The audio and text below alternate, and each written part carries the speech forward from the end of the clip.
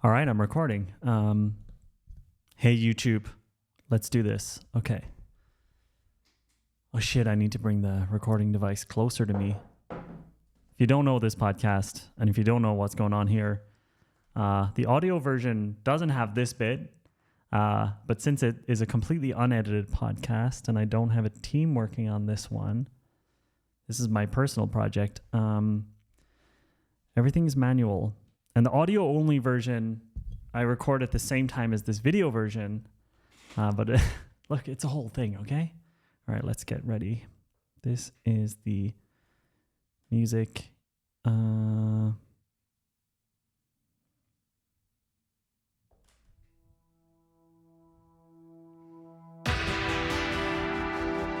Hey, everybody. It's Tuesday. Welcome to the Unscheduled CEO. Come on. Oh. Tuesday. Come on now.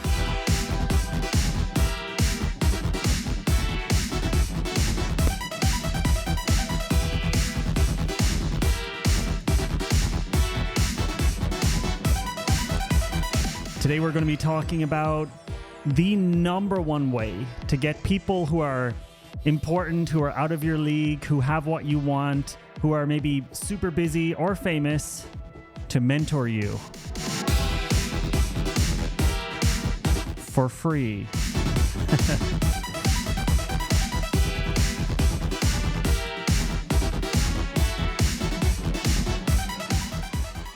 Everybody, welcome back to the Unscheduled CEO podcast, a counterintuitive business advice podcast that happens every Tuesday, completely unedited, no guests. Imagine a business podcast with no guests. It's crazy. Imagine a business podcast with no deep, meaningful questions to guests. It's just me sitting here talking. My name is Jonathan. I am the host of the Unscheduled CEO. I run a business called AJ and Smart. I've been running it for the last 14 years. We make multiple seven figures, but less than 10 million revenue. That's actually important context because we are completely bootstrapped. We have never raised any money. We're a small business. But 14 years. We are a mixture of a sort of an agency and an info product business and a coaching business. And this podcast, the Unscheduled CEO, is sort of like my side project. It's like I talk about the meta of running that business plus just business advice in general. I coach a lot of people. I spend a lot of time with other entrepreneurs, and they want often my advice on growing a business. And I help them with those things. So this podcast is like a little outlet for that. If you're listening to it audio only, there's also a YouTube version of it. So if you go to YouTube and type in Unscheduled CEO, you'll find this episode, a video version. And if you are listening to this just on YouTube, I want to tell you that there is an extra episode every Thursday that is audio only called The Voice Note. The voice note from last Thursday was called Have You Heard of the Going First Principle? And I think it's a pretty cool episode. It's only 10 minutes long. So yeah, if you're just watching this on YouTube, make sure you go to your app, your Apple Podcast app, your Spotify app, and subscribe to the Unscheduled CEO podcast. That also helps me figure out like how many people listen to it. All right, let's get into it. One of the most like game-changing frameworks or strategies that I ever learned was a strategy called the Canvas strategy from Ryan Holiday. The Canvas strategy, which I'll go into in a second, the results of using the Canvas strategy is that you end up getting to spend more time with people who are ahead of you in the game, who have better connections than you, who know more than you, and who can help accelerate your journey as an entrepreneur. the Canvas strategy has helped me work closely with basically all of my business idols. I'm not going to name drop right now. You can like look on other channels and see the people I spend time with, but there's no like person who I want to learn from who I haven't been able to spend time with. And most people never get these opportunities. And it's not because I have a podcast. It's not because I have a business. Because, I've been doing this since the beginning of my career. It's actually the reason that my career has grown. It's, in my opinion, one of the reasons that I've been able to grow the business so quickly, and grow my personal brand, all of that stuff so quickly. It's the Canvas strategy. So what is the Canvas strategy? And by the way, this is so important that if you're already ready to turn off this podcast because of the amount of rambling, then I'm very sorry for you, because you're about to miss out on a very, very important piece of information if you don't know about the Canvas strategy, because it's completely mind-blowing. What I'm going to do is I'm going to read directly from Ryan Holiday's article, and then I'm going to talk to you about how I've actually implemented the Canvas strategy in my life. Summary one more time. The Canvas strategy is the best way, in my opinion, to get access to important people who have access to the things you want. Maybe like famous people in your field who you would love to be mentored by, but they don't offer mentorship. How can you spend more time with these people? How can you how can you get access to people who are just so busy that there's basically nothing you can do that they would want? So like, it's not like you can be like, oh, I'll design a free website for you if I can spend time. Like, these things are not going to work if you want to spend time with like a billionaire. So what are the things you can do? If there's podcasts you listen to, now I'm not talking, like I'm small time, but let's say your favorite podcast is Tim Ferriss's podcast. Well, most people are just listening, but 1 or 2 out of a million will actually get to spend time with Tim. Why? What do they do differently? Well, I want to talk to you about something called the Canvas strategy. Let's bring in a little bit of me. I actually wanted to, what sort of effects do I have here? So I have voice disguise. I've got megaphone, robot. Let's see how this sounds. Oh no, that's definitely not what I want at all. This is not what I... Hey, everybody. So what I'm actually looking for is not here. I need to fix this another time. It's, never mind. We'll go back to this. Okay. Let me read out the Canvas strategy for you, and just sit back and listen to this, okay?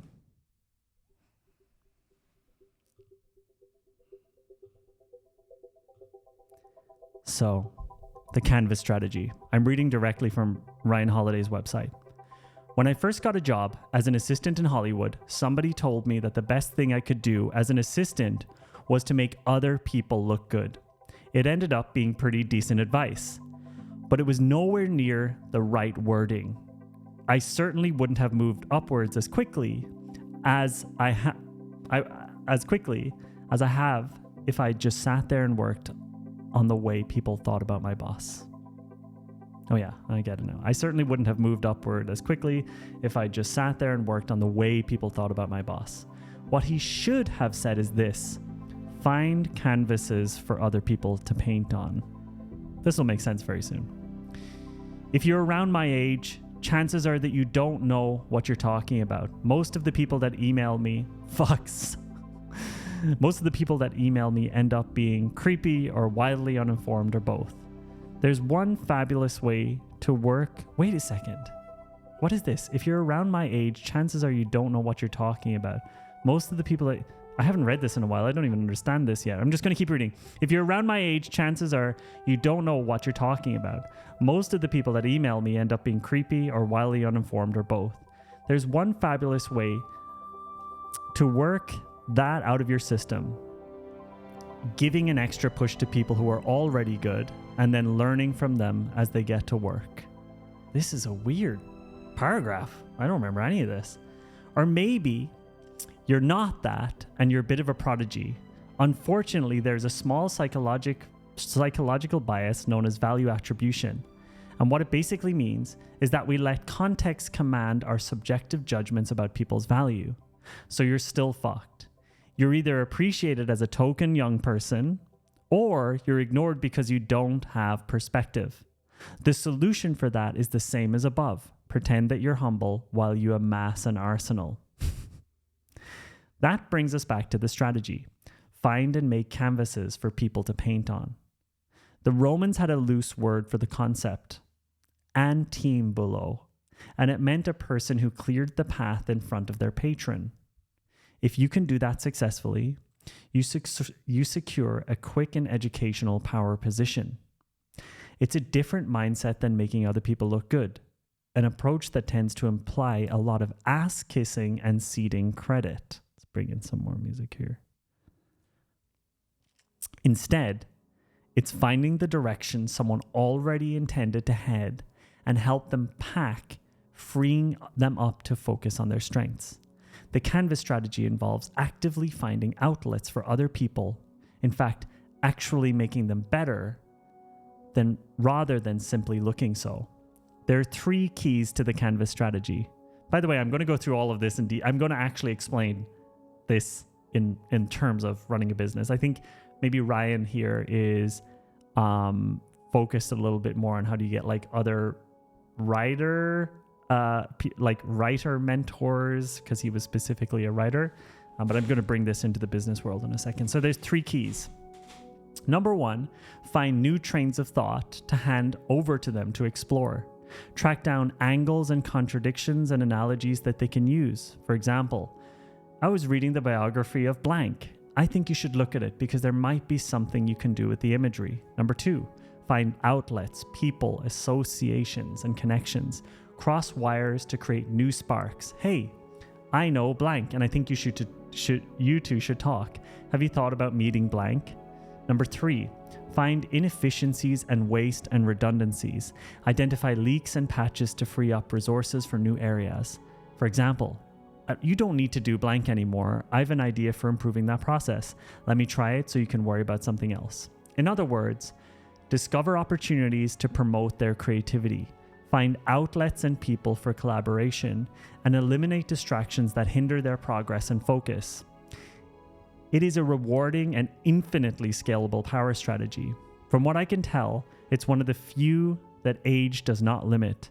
It's one you can do now, before you have a job, before you're hired, and while you're doing something else. Maybe, like I have, you'll find that there's no reason to ever stop doing it, even once you've graduated to heading on your own projects. You don't need to email me or Tucker or Ben or anyone else you want to work for anymore to ask how you can help. The canvas strategy is there.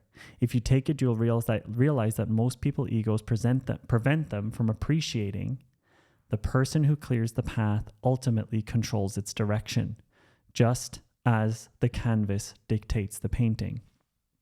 These last 2 paragraphs are the most important. So the canvas strategy is basically a strategy for, it's a different kind of strategy for spending time and getting to meet and getting the kind of assistance and, let's say, networking opportunities from people who are ahead of you. And what it talks about is this idea of actually being very humble, reducing your ego, and figuring out ways to clear the path for these people who are ahead of you. And those who clear the path decide the way. Instead of reaching out to people and saying, how can I help you? Which actually just annoys them and they'll ignore it. I want to add an email I got today to this list of things. So this is from Noah Kagan's newsletter. Let me just read this out to you. I don't know if I can open this up on the screen. So I'm just going to read a little bit of it here without bringing it up on screen. So this is from Noah Kagan, and this is related to the thing I just read. So it's 2016. My buddy Dave McClure introduced me to a guy named Aaron who is building a product called Mint.com. At this time, it was called mymint.com. I was super impressed. This is the best product I've ever seen, I told him. I noticed he was looking for a director of marketing, so I pitched him on why I would be a great fit. He laughed at me. But you don't know anything about marketing. Fair point. So I spent the next week crafting a 6-month marketing plan and launch strategy. Over 80 hours of research online, reading Seth Godin's books and working on this plan for free. I reached back out to Aaron. I said, if you like this plan, I'll execute it for 3 months and then you can pay me a 6-figure salary. And he shows the email that he sent and the pitch deck that he posted. So I'm actually going to click this button here so you can see. So here's the pitch deck. I'll show this if you're on YouTube. Here's the pitch deck that he's talking about. My Mint marketing plan. That's cool. You can get it for free. If you go, I actually don't post links here in the podcast because that takes too much time. But if you search Noah Kagan Mint marketing plan, you'll find it. Okay, I'm back to reading this and just having something else on screen. He loved it. He hired me and we executed the plan and it crushed. By the way, if you're listening to this right now and you're not getting the point, either keep listening and you'll get the point or give up right now. Because I know I've kind of messed up the reading of the Ryan Holiday thing. But that I was actually thinking, by the way, when I was reading the Ryan Holiday thing and I got to that paragraph that didn't really make sense to me, I was like, I'm actually going to stop and re-record this podcast. But then I thought, actually, the whole point of this podcast is that it's like a live stream and it's unedited. And if I break my own rule and re-record something, then I'll just kind of lose respect for myself and lose the kind of jankiness that this podcast offers. And I am trying to start a trend here of having a podcast that can still grow, that can still maybe be even its own business, but that doesn't stick to the rules of other podcasts. So I just want to give you that thing that was in my head while I was reading the Ryan Holiday thing. I was like, oh fuck, I'm not landing this point at all. This Canvas strategy thing is not landing. But this podcast is a place for me to test out these ideas and talk about them. And if I had a guest, of course, it would be easier. If Laura was on the podcast with me, I would be able to bounce back and forth the ideas. But the challenge here of doing a one-person show is that you kind of have to figure it out. And when you have no editor, I need to figure it out in real time. And look, that's just how it is. That's what this podcast is about. So back to Noah Kagan's email. He loved it. He hired me. We executed the plan and I crushed it. Only 3 years later, Mint sold for 170 million to Intuit. This permissionless strategy works if you want to land a job, get clients, or even sell a product. Most people ask, how can I help you? Or what can I do to work with you? The problem with that approach is that by asking without showing, you're actually making them do more work to figure out how you can help and if you're any good. That's so fucking true. Honestly, I really don't like when people message me and say, how can I help you? Because it is lazy. Actually, they're not doing any research. They haven't Googled how do you help someone who already has a lot going on. So and he talks about his book. Since my book came out, I get hundreds of DMs like this a day. And I'll show you what the DM... Oh, no, he doesn't have an image of it. This just goes to his book page. But the DM says, greetings, I'm reaching out and I wanted to inquire if you might be interested in getting a cool... Oh. The probability that someone... Oh yeah, he's just showing that... I clicked the same button again. Since my book came out, I get hundreds of DMs like this a day. The probability that someone will go out of their way to figure out who you are and what you can do is much lower than if you showed them what you can do. So someone's reaching out and saying, I can do some nice design stuff for you at an affordable rate and without showing any examples. I think it's so obvious. It's so obvious that if you reach out to someone, by the way, I would say maybe 20 to 30 people reach out to me per day saying we can do this service for you. And they never give an example of what that would look like. It's so dumb. And it's just lazy. So don't offer to do free work, just do it. This is Noah Kagan's email again.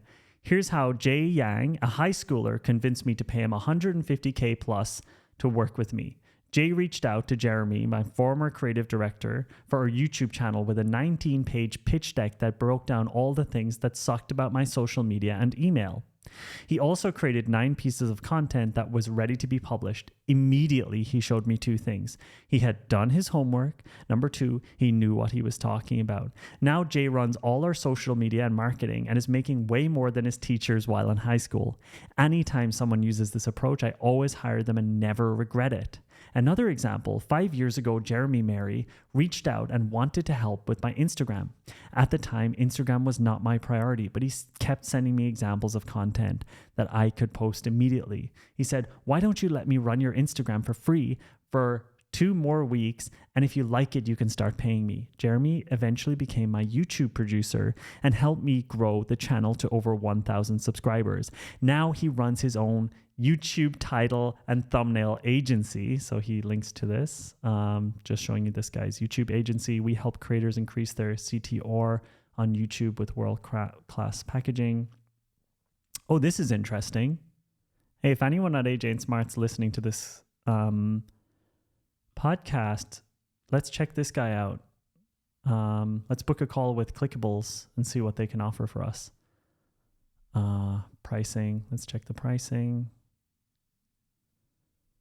$199. This is a cool business. I love this maximum effort.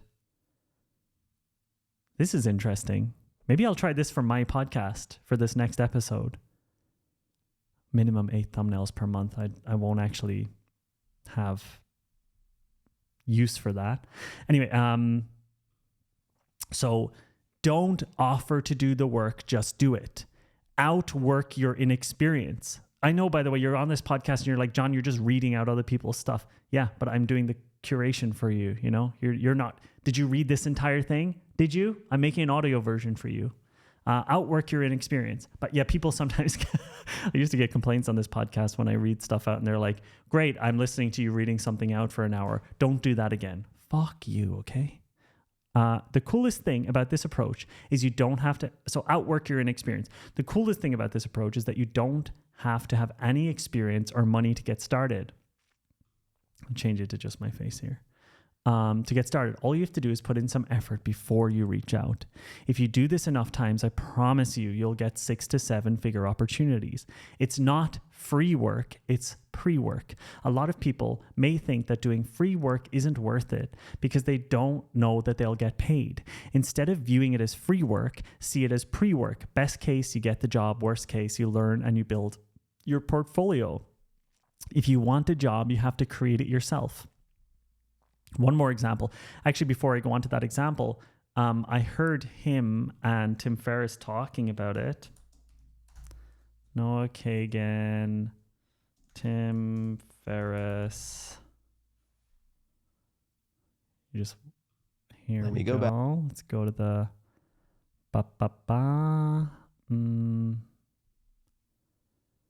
Let's have a look here.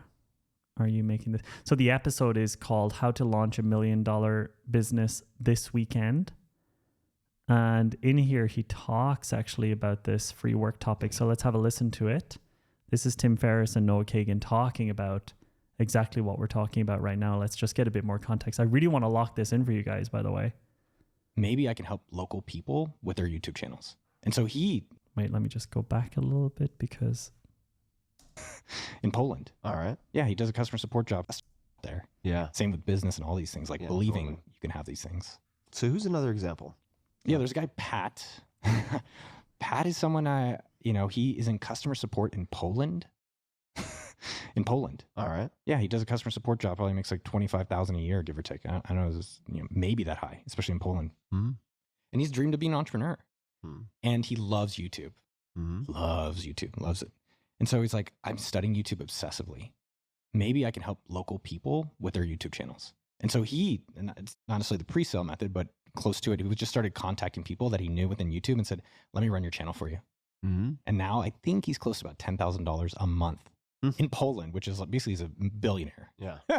But the idea there, just taking a step back, what are the elements people can learn from? Where are you spending your free time? Mm-hmm. And he is obsessed with YouTube. He's just like, I love the channel. They are going to get to the point. Just listen. channels. I love the thumbnails. I love the title. I love the content. How do I make that my career, not being in a customer support role? And then if I understand it, maybe even go work for free. It sounds like you have experiences around that where like, let me do a great comment. That's a free work, frankly. A great comment's free work that gets attention. Yep. So as he reached out to people and started helping people, now he's actually got retainers on clients where he's running their YouTube channels. Mm-hmm. And so I don't know if he's quit his job doing that. I'm not sure exactly, but that was another example of him feeling good about starting, feeling good about asking people. And now he's got a $10,000 a month business helping people with their YouTube channels. I want to triple underscore the free work piece. This is probably where I should have like started the audio, but you know what? We're going wild here. This podcast, The Unscheduled CEO, is about comfort noise. It's about learning through osmosis. It's, having it on in the background while you're emptying the dishwasher.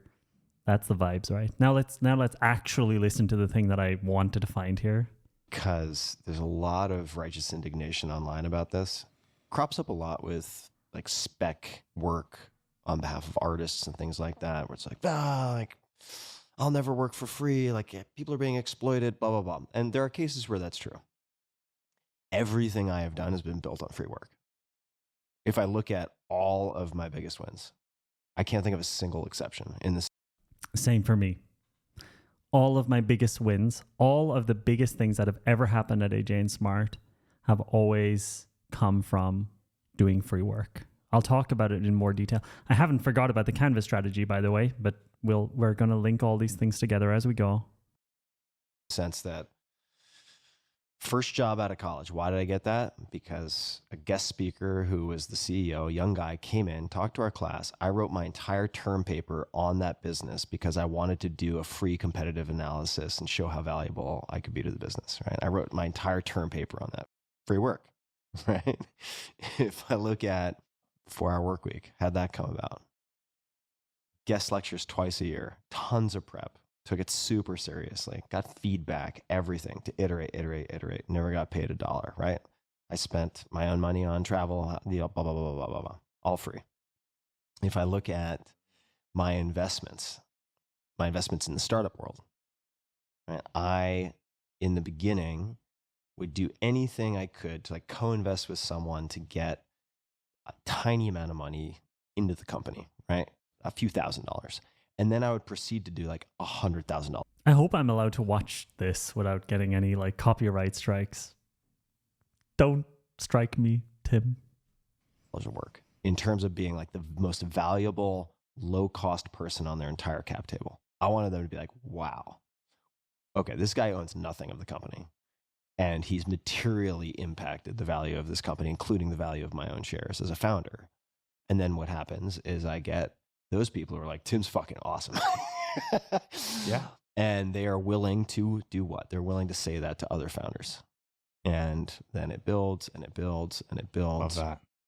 And people have gotten, I mean, this is not going to work right now, folks. So just be aware I'm in the process of streamlining everything. But as one example, like Charlie Hone, who worked with me for years, he did that by sending me basically the equivalent of like the term paper that I did for my first job, right? He would hear me, or rather not hear me because the podcast didn't exist, but he read my blog posts and he got a pretty good idea of the things that would be helpful to me.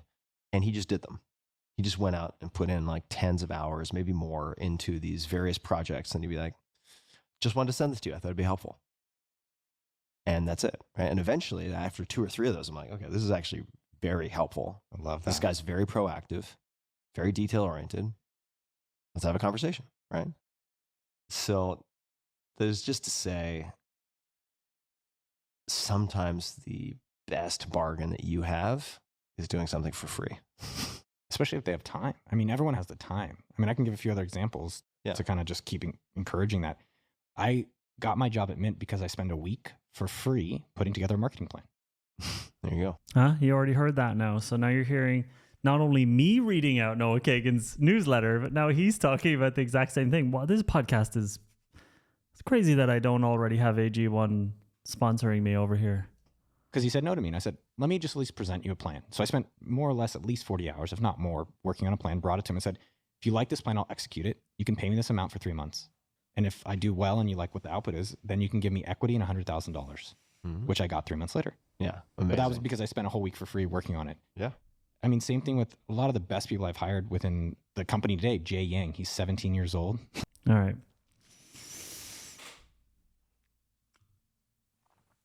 So the Canvas strategy is about clearing the path for people. It connects one-to-one with this idea of doing free work, with delivering value, with doing pre-work. And I spoke a lot about this when I used to do a lot of design videos. I have I have like a whole UX design video on this back in the day, where I would explain, there's this fuck you, pay me trend. Like there's even a hat like that designers wear, fuck you, pay me. And like the idea of ever doing free work is like, fuck this shit. Like it lowers the value of designers and all of this. And while all that was going on, I was just like, no, I'm just going to do stuff for free, where I think I can get some leverage, free or for, okay. So I'll give you a great example. I heard that Kevin Rose was working on a new meditation app. I think I heard him talking about it on Tim Ferriss's podcast. Now, Kevin Rose is so out of my league. He can't even see me, right? In terms of business and entrepreneurship. He's one of the most successful entrepreneurs maybe on the planet, definitely in the top like 5%. But I was like, I want to work on that project. And also this will be good for AJ and Smart. This will be a cool kind of flagship project. And if I had not known the Canvas strategy, if I was one of these fuck you, pay me people who's just not humble and doesn't understand how the game works, then I would have just like, I don't know. First of all, I probably wouldn't have reached out at all because I'm like, he should reach out to me because I'm so great. Like there's zero humbleness in a lot of people and that holds them back. Their ego completely holds them back. For me, what I did was I hired, we basically started working on it internally at AJ and Smart, like an example of the type of work we can do, and reached out with a prototype. Like it wasn't the version that ended up as the main product, which was Oak. But what it did is, reaching out and saying, hey, we've already been working on this. And then on that call, which we got, just saying, me and Tim, so myself and our lead designer, we'll fly over to you in Portland. We'll fly over to you in 2 weeks and let's just work on it. Without saying you have to pay for our flights, without saying you have to, we just went and did that, Tim and I. And the connections that Kevin was able to bring us because of working on this product and the different friendships that came from it are not measurable by the finances we could have made on that one project. And the funny thing is, like, there's obviously a million different people who would love to work with someone like Kevin, but there was one who actually went and did the pre-work, which is so weird, right? I'm like living on the other side of the planet. And this is the same thing that happened with Jake. Many of you know of AJ and Smart because of our collaboration with Jake Knapp, the guy who wrote the book Sprint, New York Times bestseller. I put a lot of work into getting to meet Jake. I flew to San Francisco. I did a lot of pre-work on, basically created a pitch deck on how I think that we could run these events all around the world, and we would take on all of the financial pressure by renting the locations. We would do all of the marketing, and he would turn up essentially as the person running the event because it's his topic. And we ended up traveling the world together, doing one of the biggest design podcasts together. Again, with the podcast, instead of being like, hey, let's do a podcast, it's like, hey, I already, I figured out the technology. I figured out how to do the editing. I'll take care of the paying for the editor. a lot of the relationships I have, actually another good example, and this is so recent that it literally will be happening 2 days before this episode comes out. So I messaged my friend Greg Eisenberg 2 days ago, and I said, first of all, Greg is more successful than me. So this is like a big part of the Canvas strategy is understanding where you are. Like a lot of people are so not humble, like they are not even willing to, I'll just show you what I mean here. So like you need to know where you are in like the hierarchy of the thing you're thinking about. When it comes to business, when it comes to business, I'm like, you know, I draw this when I'm teaching the Canvas strategy to people. Like I'm in the middle. When it comes to, and people also don't like to admit that there are these hierarchies, but there are. It doesn't matter if you want it or not. Capitalism creates it, and so in every part of life, there's basically you're in the middle. The way I view it, there's then people who are above you who have like, you know, maybe it's the audience side, like Greg, for example. Greg, besides being a cool guy, literally knows everyone on the fucking planet. He has a huge audience. He's just got a lot of super valuable things that anyone in my position would get value from. And then there's also like people. I think there's like people in the hierarchy who are just below you. Let's say people who are running smaller businesses than you. And the Canvas strategy, the way I kind of view it, is you're trying to clear the path and make life easier for the people in front of you who could help you essentially, who can teach you and who can help you. And you're trying to help the people below you to get to where you are, to basically, you know, raise the water. And so the people below you, you're teaching them, and maybe some of you are in this podcast and listening to this podcast, and you're getting maybe value from what I'm doing right now. And so I'm helping you guys come up to where I am.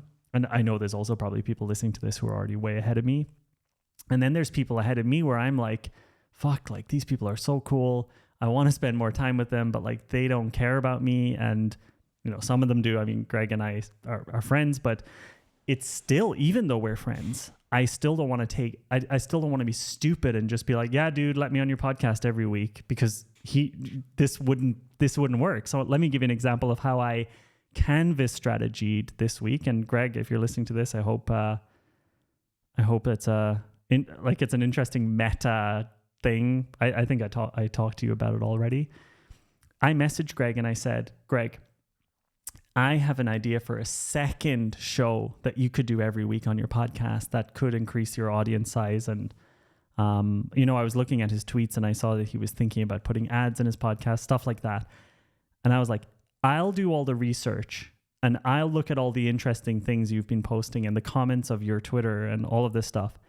And I'll essentially be the like quiet producer. Like I'll be the second character on an extra episode of your weekly show. Don't even put my name in the show. Don't even put my face on the thumbnails.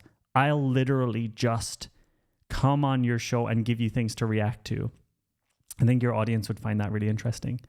So hopefully by the time you listen to this episode, because it's going to take me a day to put this out, or a couple of hours, but hopefully by the time you listen to this episode, you'll see on Greg Eisenberg's channel that there's an extra show that has appeared on Sunday. And that show is the result of me putting some pre-work in. I also had the topics that I wanted to talk about. I made the list. And so, yeah, it's not that I was like, oh, I want to be on your show or I could host another episode on your show. It was like, here's exactly what I would do. Here's like some name ideas. Here's the exact structure. And also I have time on these dates. And also I have all the topics for the first episode. And so that, you know, that's me understanding from a ego perspective, but also being humble to understand that Greg is far, far ahead of me in the entrepreneurship game. And that even though we're friends and even though we know each other and even though we're on texting like level, that it's still important for me to understand that there are things that he has that's like that I still have a lot to learn about. And being on that podcast with him on Sunday, I also get to, like, I hate when people say, "Let me pick your brain, Jonathan." But I am actually coming up with a system where he can mentor me while he gets something out of it too. So that's just a really recent example of me using something like the Canvas strategy to get what I want, while also helping the other person get what they want, and me actually putting in the effort. Most people listening to this podcast right now, there are so many ways you can do this wrong. By the way, this combines perfectly with my voice note from last week, where I talk about this idea of going first, that you don't have to wait for other people to give you opportunities. You actually have to go for them. But the caveat to that I wanted to make sure people understand is that you also have to be valuable. You have to bring value. I get 20 messages a day on LinkedIn or whatever. "Hey, John, I want to meet for a coffee." I'm like, I want to be nice, but at the same time, can you put a little bit of effort in? Just a little bit of effort. I get messages every day. Just, "Here's my portfolio. I want to join AJ and Smart." Can you just a small bit of effort? It requires, and here's the thing. You probably think that once people hear this, now they'll start doing that. Or once Noah Kagan goes out there and says, "This is how it worked for those people," now everyone will do it. I've been saying this in my much bigger podcast and my much bigger channel on AJ and Smart for years. Like, okay, I actually put this video out. Let me show you exactly. This is something you can... Sorry. So, like, I put this video out use if you already 4 have a years job, ago. And it's literally me drawing exactly the thing I just drew on the screen now. Look, you can see it in a drawing here. Look, I drew the exact same thing. Or in my life 3 years ago, it was me. So you can see me doing this. I made this video 4 years ago. I did articles about it way before that. It still doesn't happen at AJ and Smart. Like, people still don't put the effort in to figure out how they would clear the path for this company. People are either mostly too lazy or their egos are too big. So they don't want to do something that will, use any of their time. While the most successful people that I know, including Greg, right? I'm sure Greg doesn't, for all of the insanely amazing connections that he has. Oh, by the way, everyone I talk to, every successful person I talk to knows Greg. He's just he's the ultimate person for giving value to other people. It's unbelievably powerful. I really hope, Greg, you're fine with me. I mean, I'm complimenting you, so fuck it. This Canvas strategy thing is extremely, extremely powerful. And I want to do an entire episode on it. And I'm sure now Laura will listen to this and she'll be like, "Oh, what about, she's really good at acting like the audience and coming up with all of the potential things that I've missed." But Canvas strategy, and by the way, I am 36 years old. I financially am pretty good. AJ and Smart has been making millions in profit for at least 10 years now. And I still do it. I still see myself as I have a long way to go. There's a lot of people ahead of me. Noah Kagan is a perfect example. I've hung out with Noah in real life. Sometimes when people meet these people who are ahead of them, they get too cozy. They're like, "Oh, now we're best friends, and now I can just ask this person for anything." Same with Kevin. Just because I've hung out with these people or I'm on a social texting level doesn't mean I then start taking advantage of that relationship and be like, "Hey, connect me to this person, will you?" I'm always so careful, so careful. Whereas a lot of people, like, I've had people who just, they meet me like once and then they're like, message me and they're like, "Hey, connect me to Kevin, will you?" I'm like, "Are you fucking serious?" Like, You have to understand how this stuff works. You have to understand there's like a lot of nuance to it. You have to understand that you need to be humble to understand how all this works. It's not something where you do one thing. Now, like that's another thing that happens at AJ Smart. Someone will put in a little bit of effort. They'll do like 2 thumbnails for us on our YouTube channel, and maybe they don't get a response. And then they're like, well, fuck you guys. I put all this effort in. I'm like, what? Like it's one of those things where if it clicks for you and you start to understand how to not have a big ego and honestly, not be entitled. You're not entitled to anything. If you're playing this capitalism game, you have no entitlement to anything, even if you think you should have. And yeah, just acting entitled is the way to absolutely fail at everything in life. It's just watch out for that. Let's go. I said last week that I'll read a couple of mails, so we'll do the mailbox. If you have questions, if you want to talk about this episode, go to howtobusiness.substack.com. Go to the latest episode, so the one you're listening to, just go find this episode. You'll find it straight away.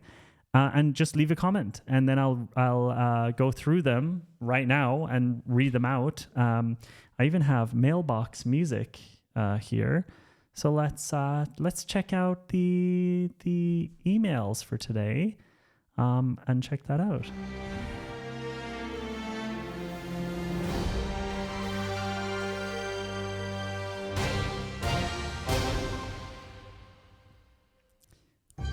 Welcome to the Mailbox.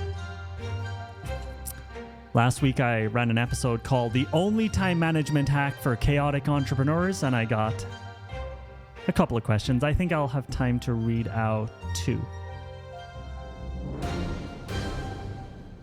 Ah, damn it. I was trying to move my eyebrows to the music. Gail asks, my business is growing and I've been hiring to facilitate scale. So she wants to grow the business and she's hiring people to do that. The problem is holding them accountable without babysitting. I delegate important tasks, convey how important it is to meet deadlines, check in with them daily, only to find out too late that they have dropped the ball. It happens over and over again with multiple employees. How can I delegate and hold accountable without excessive oversight? And how can I get these people to care enough to want to do a good job? So, really great question. Tough one as well. Big challenge that I've had running AJ and Smart over the last, we're coming up on 14 years now. And you'll get different types of answers from different types of CEOs. A lot of people will say you have to have better systems. A lot of people will say, for example, I have a friend called Philip. Maybe he listens this far into the episode, but Philip designs like organization. He has a bigger organization than I do, but he designs it to be quite like it kind of like runs itself, and there's like all these systems and there's all these documents, and it's very designed. Like it's a very designed system so that ideally the system holds everything together and you don't need people to hold it together. Now this does not work for me. And we don't agree on that. Philip and I don't agree on that. I feel like there's the first thing is if you've just started hiring people, there's a phase where you probably are just not very good at being a boss, and you're probably not making your expectations clear. And when people don't actually deliver, you're probably also not clearly saying, if you don't do this again, then we can't work together anymore. You're probably not setting absolutely crystal clear boundaries. At AJ and Smart, back 7 years ago, it was the Wild West here. It was like I never knew if anything was really getting done, and stuff would fall apart all the time. And that was because there was absolutely no consequences at all for just not doing your job. It was more like I was a bit resentful and irritated, but I would never say, you didn't do your job. And if you cannot do this, then we have to talk about, changing your role or you have to move on. And a lot of it was just, it turns out what I needed were people who are just very good at figuring stuff out themselves. And so running AJ and Smart meant that over time, what I would do in the interview process is I would optimize for people who didn't need to be checked in on the whole time. And I would optimize for being as clear as possible if something wasn't up to my standard. And it's really hard for employees to know what your standard is, especially if you're sort of the taste maker in your company, which I am. And it can be very difficult for people to understand, like, this is what Jonathan wants. But I will tell you that two things helped me. Number one was realizing I'm a bad manager. I hate managing people. And I brought in Laura, who's much better at making sure people are getting things done on time. That's just a job that I realize I can't do. It just annoys me too much. It just makes me angry. It makes me not want to have a company. So having someone and it's not a chief of staff. It's not someone whose entire job is management. Laura does like all of our marketing stuff. But since marketing is sort of the main thing, so we basically have marketing and delivery at AJ and Smart. It's like finding people to buy our stuff and then delivering the stuff they buy. And so now Laura runs and manages basically all of the marketing tasks and the people who are doing the marketing. And the second thing is just being super unbelievably over the top clear when you're not happy with something and explaining exactly why you're not happy with it. And then the truth is, if the person cannot, if you clearly explain to the person what you want, then they say they understand what you want, and then the things don't happen, then it could just be that this person's not a right fit for the way that you work. And you need to get better at finding people who are going to click more with the way that you work. So yeah, this does happen. What you want to avoid is becoming a resentful boss who's always secretly annoyed that stuff's not happening. And I would recommend reading the book Radical Candor. It's very good at explaining how to give very direct feedback without being mean. But in the end, you have to be very clear with your expectations and very clearly say things like, hey, this is absolutely not okay. Recently, we had to suspend somebody at AJ and Smart. We had to take them out of the company for a month after multiple infringements, breaking the rules. And this was actually great because we said, look, after it's been already like 3 warnings. This is the final warning. We're not letting you go. We really, really like working with you. We really like what you do, but we're now suspending you. I think we did it for like 5 weeks. We're suspending you because you will not stick to the rules. You're, taking days off without letting us know, like all of this kind of stuff. And this really helped. And we also said, like, you can have a think about whether you want to keep working here. We want to keep working with you, but you need to really think about whether you want to work in this type of environment where there are these types of rules. It really has to be a win-win, right? The person has to also want to stick to the rules that you're setting. Your business is sort of like your environment. It's like your set of rules if you're the owner, especially a small business. And there should be no setup where it's not a large corporate. It's a small business, so it really needs to work for how you as the main leader needs it to work. So it's a bit of a messy answer, but I hope that helps. Let me know if that helps. Second question is from Tim. Tim asks, how do I find good people and help? Ideally so that Gail's issue doesn't happen. My inbox is flooded with pitches of company offering to help with ads or leads, and I don't believe any of them. And I've been burned even by simple things like bookkeeping, which end up requiring more energy and involvement than just tracking my expenses. I think that hiring people and working with people is a practice. It's something you need to try multiple times until you figure out your way of doing it. I don't think you're going to figure out what works for you until you try loads of good and bad options. Laura didn't join AJ and Smart until 6 years in, 6 years of hiring people.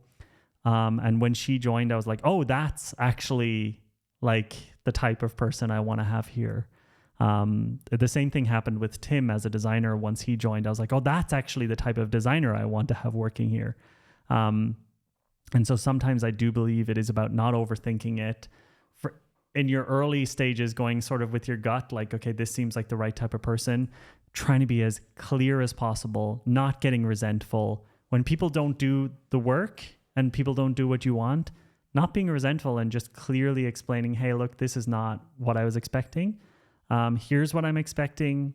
Can we do this? And if they say yes, and then they still don't deliver on it, you say, hey, this is not what I was expecting. And you know, you are looking for ideally people who are able to sort of just figure shit out, especially in a small business. So I think also being careful where you hire from. I found that the best people I've hired, Laura came from just lots of different startups. She was in a lot of different startups, so she knows how to work in a chaotic environment. And so, you know, you want to hire people who you think are going to match your energy and be able to pick up the slack that the things that you're not good at. But the truth is, the honest answer is you just got to fucking go for it. You won't know if someone's good unless you work with them for a while. And that's why we generally do trials with people. We're thinking of like, we're looking for someone to help us with like growth marketing at the moment. And yeah, we're not going to hire someone. We're going to work with someone freelance for a while, and then we're just going to see what the vibes are. We're going to see if it helps. So yeah, I think hiring people is a practice. And when it's a small business, you don't need to like look at these amazing, like complex interview systems that large businesses do. It's a small business. You just try stuff out. And you know, a lot of my family work here now at AJ and Smart. So it really doesn't have to be a deep, like it has to be this characteristic and we do these personality tests. We've tried all this stuff. In the end, you just got to try it and be honest with the person. Be super honest and say, look, I don't know if we're going to work well together. Let's try it for 3 months. And look, if we both don't like it, we'll just go our own ways. And if we do, we'll extend it. We'll see how we work with it. Just don't make it into such a big thing that you overthink. All right, everybody. There's a couple more messages, but the truth is I have a call in like 3 minutes. And so I'm going to have to close this up. Thank you so much if you listened this far to the Unscheduled CEO podcast. Do leave a comment here on YouTube if you enjoyed it. Let me know what you'd like me to talk about in future episodes. Thank you so much for all of your support. And, you know, make sure you check this podcast out on Apple Podcasts and Spotify. Maybe leave a review if you like it. And have a great, beautiful rest of your Tuesday. I'll see you on Thursday for the voice note.